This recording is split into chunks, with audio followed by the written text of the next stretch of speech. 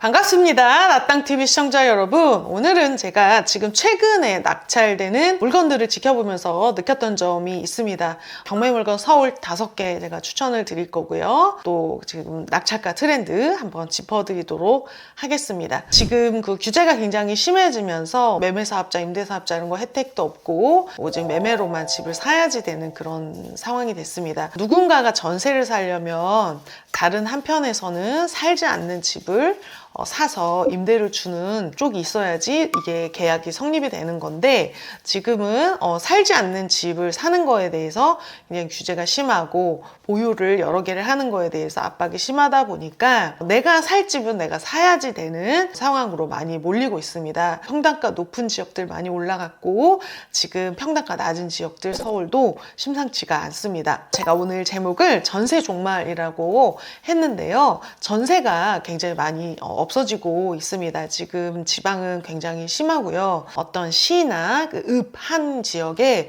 전세 월세가 한 개도 없는 그런 지역들이 있습니다. 이제 소액으로 단타 치시는 분들이 그런 데서 하는데요. 저는 경매가 전문이기 때문에 경매로 수익을 내려고 하는 분들을 위해서 정보를 드리고 컨텐츠를 제공을 해드리고 알려드리고 있습니다. 그런데 100명이 시청을 한다라고 했을 때 굉장히 극소수만 실거주 집이나 아니면 2년 이상 보유할 집을 낙찰을 받겠다라고 하시고, 사실 97명 정도는 단기에 매도하고 싶다라는 분들이 많이 오세요. 그런데 지금 전체적으로 수강생의 포트폴리오를 봤을 때는 단타를 치지 말아야 될 분들이 단타를 치는 경우도 상당히 많이 있습니다. 단타를 치지 말아야 될 사람들, 첫 번째는 현금이 1억 이상 있는 사람들입니다. 현금이 1억 있으면 경매로 낙찰을 받았을 때 5억 이하의 아파트를 낙찰을 받을 수가 있는데, 지금 수도권, 역세권, 대단지 5억 이하 아파트는 오르는 경향이 있습니다.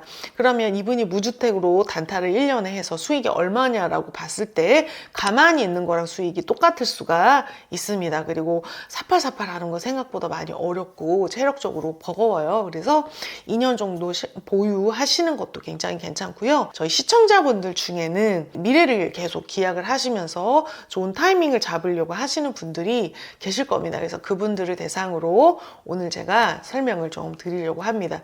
작년에 서울이 규제 지역이 아니었을 때 저희가 입찰을 하면 낙찰가의 80%까지 대출이 나왔었어요.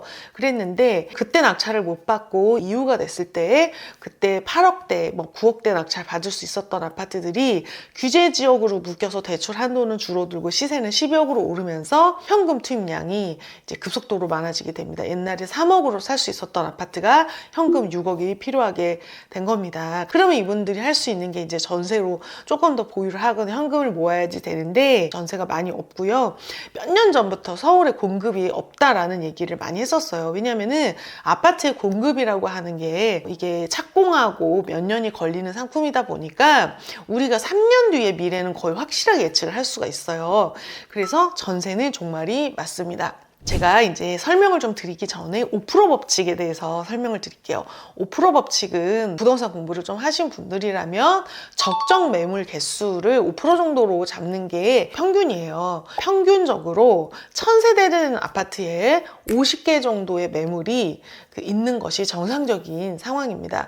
매매 50개, 전세 50개, 월세 50개. 그거보다 몇 배가 더 많다. 그러면은 이제 상당히 매물이 많은 게 될 거예요.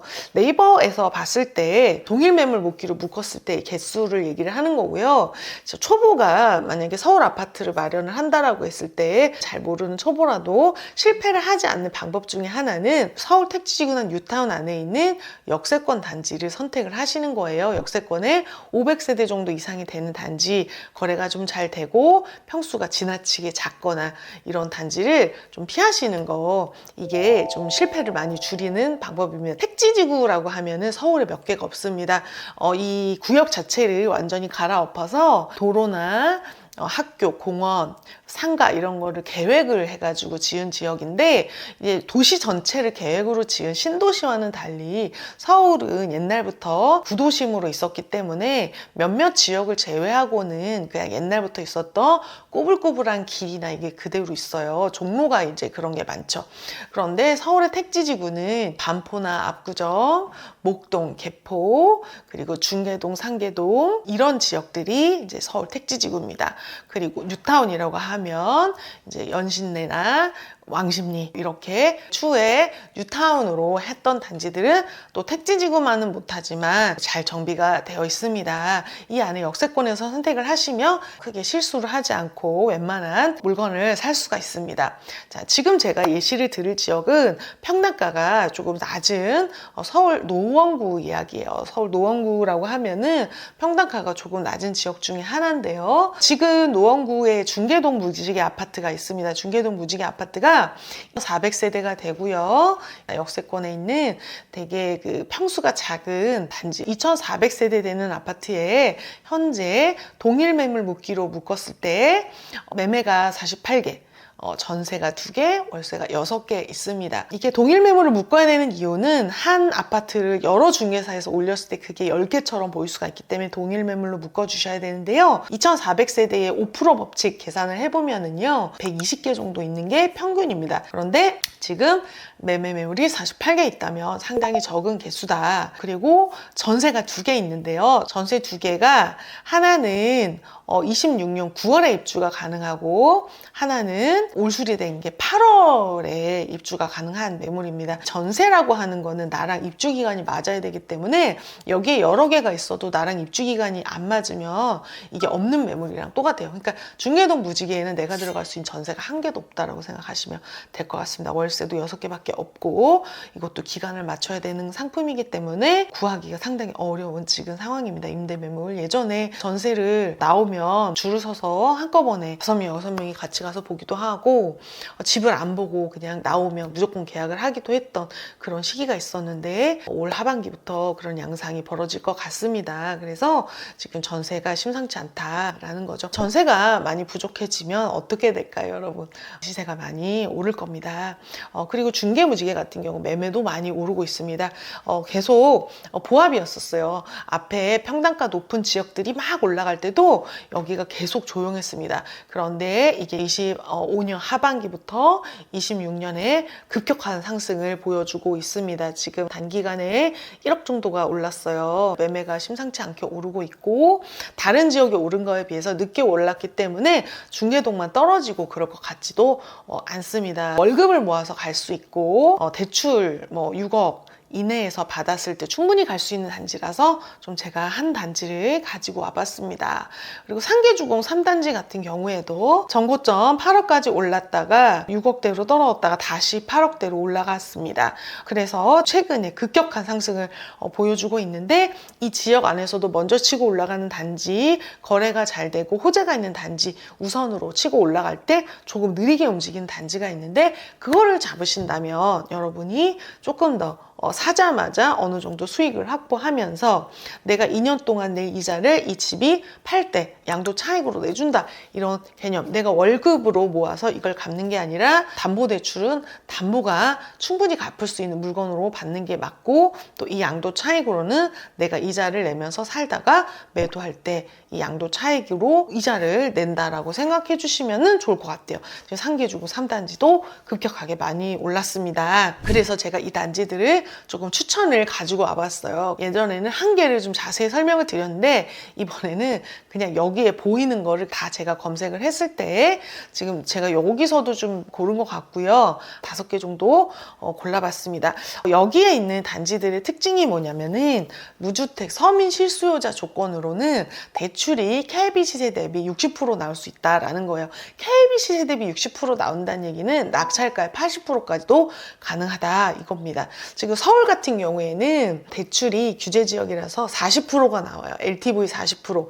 그러면은 내가 5억짜리 아파트를 사면은 5, 4, 20, 2억까지 나온다는 이야기인데 서민 실수요자 같은 경우 60%까지 나오기 때문에 3억까지도 나올 수가 있고 이거를 내가 낙찰을 4억에 받았을 때는 현금 투입량이 상당히 많이 줄어드는 그런 효과가 있습니다. 이 조건에 맞으신다면 여러분이 대출을 60%, KBC 세대비 60%니까 난임 낙찰을 싸게 받는다면 80%까지도 받을 받을 수가 있어요. 사람들이 생애 최초의 혜택을 굉장히 크게 생각하는데 생애 최초 혜택 중에 하나가 뭐냐면은 대출이 80% 나오는 거였어요. 규제 지역에서는 70%. 그런데 서민 실수요자 조건 같은 경우에 대출이 60%가 나오니까 무주택 서민 실수요자가 생애 최초보다 10% 정도 대출이 덜 나오긴 하지만 꽤 많이 나오고 있습니다. 서민 실수요자는 조건은 이렇습니다. 세대 구성원 전체가 무주택이어야 되고 세대주여야 됩니다. 부부 합산 소득이 9천만 원 이하여야 됩니다. 그래서 이게 넘으시는 분들은 뭐 휴직을 하거나 해서 이거를 막 맞추는 것도 제가 좀 봤고요.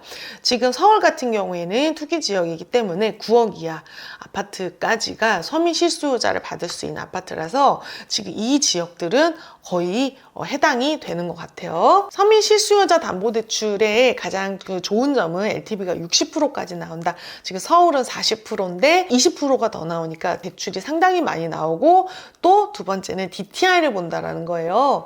DSR 같은 경우에는 40%를 보는데 DTI는 60%를 보니까 소득에 비해서 나올 수 있는 대출이 훨씬 더 많습니다. 제가 그때 DTI 대출 계산했을 때 소득 1,000만 원일 때 DSR로 6, 7천만 원의 대출이 나온다 그러면은 DTI는 소득 1,000만 원일 때 1억 정도의 대출이 나옵니다.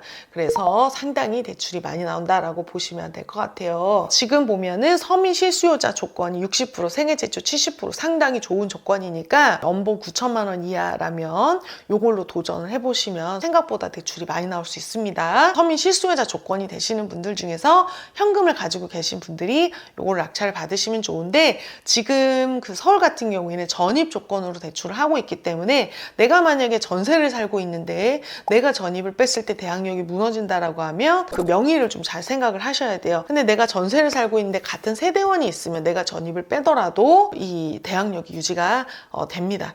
그래서 가족이 없으신 단독 세대주 같은 경우에는 주의를 하셔야 됩니다. 자, 지금 상계주공 아파트 제가 동호수는 조금 가려놨는데요. 여기 아파트 같은 경우에 지금 6억 2,400만 원에 진행을 하고 있습니다. 이거 사건 번호로 치시면은 여러분이 입찰을 하실 수가 있고요. 권리 분석이 다 돼 있는 물건으로 제가 봤어요. 권리에 대항력 있는 임차인이 있으신데 보증금을 다 받는 걸로 제가 확인을 했습니다. 지금 많이 올랐고요. 현재 7억 5천대에서 한 달에 10개 정도 거래가 자주 되고 있습니다. 아주 잘 되고 있고요. 그러면은 자, 내가 만약에 이거를 서민 실수요자 조건으로 대출을 받는다라고 하면 60% 4억 4,100만 원, 생애 최초로 받는다라고 했을 땐 70% 5억 1,000만 원까지 나올 수가 있는데 낙찰은 좋게 받는다면 6억대 후반, 6억 7천 요 정도에서 받으면 참 좋겠다라는 생각이 들어요. 낙찰 6억 7천 정도 받았을 때 그럼 차익이 얼마예요? 지금 서민 실수요자 같은 경우에는 2억 2천만 원, 생애 최초 같은 경우에는 1억 6천만 원 정도면은 이거를 잔금을 치실 수가 있을 것 같습니다. 경매 같은 경우에는 전입을 하시고 나서 토지거래 허가 같은 거를 받지 않기 때문에 전세를 주거나 월세를 주거나 그렇게 못하지 않아요. 전세 월세를 나중에 줄 수가 있습니다. 일단 전입을 해야 되기 때문에 전입을 하시고 이사를 살다가 내가 이게 버거우면 월세를 주실 수가 있다는 얘기예요. 그러면은 지금 여기 월세 시세가 5천에 135만 원이기 때문에 대출을 안 갚아도 됩니다. 왜냐면 5천만 원 보증금에 대해서도 임차인이 보호를 받을 수 있기 때문에 대출이 많아도 보증금 5천이 보호가 되기 때문에 보증금 5천을 받으시고 월세 135만 원을 받고 이자는 그거보다 원리금을 내면 조금 더 클 거예요. 이걸 월세 갭 투자라고 해요. 월세를 받을 목적으로 월세를 하는 게 아니라 갭 투자의 목적으로 지금 당장 살기는 필요가 없거나 버거울 때 월세로 주시는 거죠. 그래서 지금 상계동 아파트 1억대에서 2억대 있으시면 7억대까지도 낙찰이 가능하고 상계동 소형 평수 같은 경우에는 4, 5억대도 충분히 있기 때문에 1억대로도 충분히 진입이 서울 가능하다라고 보이고 지금 오르는 그래프의 모양을 봤을 때 분위기가 나쁠 것 같지가 않다. 라고 자신 있게 말씀을 드릴 수 있을 것 같습니다. 제가 그래서 이걸 여러 개 가지고 왔습니다. 지금 이거는 10억대인데요. 평수가 넓습니다. 지금 건물이 전용 면적 39평이고 임차인이 없으신 사건 25타경에 13256 요거는 서민 실수요자 조건 9억 이상이 되는 아파트지만 어쨌든 지금 진행은 하고 권리 분석에는 하자가 없다 이렇게 보시면 될 것 같고요. 이것도 중계동 10단지 아파트 좀 추천을 드립니다. 드립니다. 요거 같은 경우에는 지금 유찰이 2번이 돼서 최저 매각가격이 상당히 많이 낮아져 있고요. 대항력 있는 임차인이 있지만 임차인이 보증금을 좀 받을 것 같습니다. 그리고 창동 2단지 요것도 지금 진행 중인데 한 번 미납을 했기 때문에 지금 보증금 20%입니다. 그래서 보증금 20% 준비하시고 입찰하시면 되고요. 요거 같은 경우에도 권리 분석을 봤을 때는 문제가 없었습니다. 요것도 도봉구 창동에 있는 이 아파트 너무너무 소형이긴 하지만 거래량이 좀 많이 있었던 것 같아요. 그래서 요것도 지금 1억 미만으로 입찰하실 수 있을 것 같습니다. 10평이니까 방 하나에 이제 9억 있고 약간 요 정도 구조예요. 근데 거래가 되게 너무 잘 되는 거를 제가 보고 10평이라도 이 정도 거래되면 추천드려도 되겠다 해서 조금 가지고 와봤습니다. 1억 미만 6, 7천만 원 정도 가지고 계신 분들이 할 수 있는 물건입니다. 상계주공 요거는 좀 주의를 요합니다. 2025 타경에 11082 임차인이 배당 요구를 좀 늦게 하셨고 신건이라 아직 매각 물건 명세서가 나오지 않았지만 배당 요구 종결 이후에 굉장히 늦게 하셨습니다. 그래서 아마 인수되는 보증금이 있을 것 같아요. 여기서 초보자들이 인수되는 보증금에 대해서 이해를 못하고 그냥 배당이 다 되는 걸로 계산을 하고 입찰을 하시는 경우가 많기 때문에 이 물건은 저희 채널을 구독하시는 분들이라면 입찰을 잘못하시는 일이 당연히 없어야 될 겁니다. 낙찰가 플러스 임차인 보증금이 될 수 있다. 요거는 좀 주의를 요하고요. 임차인 보증금이 인수되는 사건 같은 경우에 갭 투자처럼 내가 생각하는 매매가에서 임차인 보증금 인수되는 걸 빼고 입찰을 하기 때문에 담보대출이 없이 바로 잔금을 또 칠 수 있다는 장점이 있습니다. 그래서 여러분 지금 현금이 1억 이상 있으신데도 전세를 살거나 이걸 계속 뒤로 미루시는 분들이 계시다면 피를 토하는 마음으로 무주택으로 단타를 치지 마시고 여기 서울에 들어갈 수 있는 단지를 좀 지켜보시면서 입찰을 하시는 거 되게 추천을 드립니다. 그러니까 약간 이런 느낌이에요. 단타를 치시는 분들의 그 목표가 좀 다른데 이거를 모아서 더 큰 거 하고 싶으신 분들도 있고 생활비가 모자라신 분들도 있어요. 생활비가 모자란 경우에 단타를 하셔야 되는데 자산을 굴리는 차원으로 보면 내가 1,000만 원씩 2천만 원씩 1년에 가지고 1억 버는 거랑 가만히 있어서 1, 2억 버는 게 똑같습니다. 그래서 내가 이걸 수고를 많이 안 하고 안정감 있게 좀 가져간다는 차원에서 무주택자가 현금 1억, 2억 이상으로 단타를 하는 거는 약간 소 잡는 칼로 닭을 잡는 거다. 그래서 그걸로 막 5천만 원 버시고 1억 버시고 그런 거 되게 좋은데 소 잡는 칼로 닭을 잡고 있는 거다. 더 큰 수익을 낼 수 있다. 야망을 크게 가지시면 좋겠다. 이런 생각이 듭니다. 제가 방사선 요오드 치료를 하면서 갑상선 호르몬을 끊는 치료를 한 2주 동안 하면서 여러분 유튜브 영상을 제가 못 올렸었어요. 영상을 찍기는 찍었는데 얼굴이 많이 붓고 그래가지고 지금 회복을 하고 있고 또 좋은 물건으로 추천을 드리면서 다음 영상으로 또 만나 뵙도록 할게요. 오늘 영상 좋으셨다면 구독, 좋아요, 댓글 부탁드리겠습니다.